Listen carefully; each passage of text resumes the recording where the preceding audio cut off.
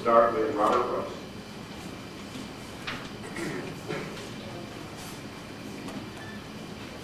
With your honor's indulgence, I'm going to focus on the last 70 years of Guatemalan history. In 1944, all the stars lined up for Guatemala. World War II was still going on. Their longtime dictator, Jorge Ubico, had too many German friends. And the final facet was Lázaro Cárdenas was defense minister of Mexico. So in 1944, under these conditions, the Guatemalan colonels got together. They asked Cárdenas his opinion, which he gave, and they sent their longtime dictator, Jorge Ubico, away on an airplane. They called elections, and they elected an American-educated Jeffersonian from Argentina, Juan Jose Arevalo, president. Under these conditions, Guatemala bloomed, and quickly. The native people were brought into the political and economic fabric of the country. Freedom reigned. Prosperity was at their fingertips. And Guatemala was fixing to become the Switzerland of the Americas. During this entire 9-year revolutionary period, 6 people died of political violence in Guatemala from 1944 to 1953.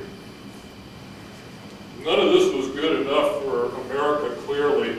Guatemala's fate was sealed in November of 1952 when the general, Eisenhower, defeated the statesman, Adlai Stevenson, for president. Eisenhower immediately picked the Dulles brothers to run CIA and State Department. John Foster Dulles had been on United Fruit's, he'd been the lawyer for United Fruit up in Boston.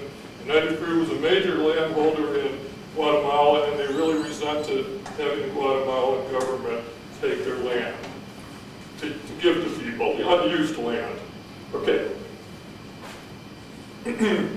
So, 5 bombers, we took 5,000 of Somoza's troops, 5,000 disgruntled Guatemalans, 5 bombers. It took 5 days to conquer Guatemala after terror bombing Guatemala City.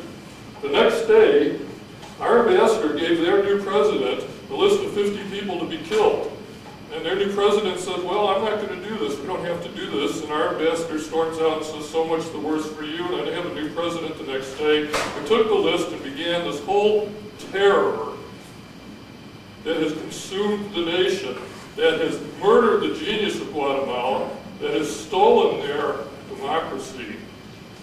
Over 200,000 mostly indigenous people have been killed up until 1990 when everything settled down. Now, what I'm saying is, we've murdered their genius. Those dead people will never come back. We've stolen their democracy and we're holding it in our fingers, we're holding it in our hands, and we refuse to give it back. And now we want to take their children, the future of the country.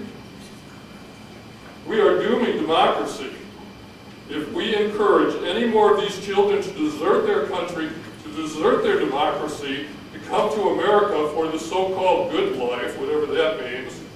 We are dooming their democracy and we are foreclosing the future of Guatemala, and I urge everyone to think long and hard about this before you do anything to encourage any more of these children to desert their country. Thank you.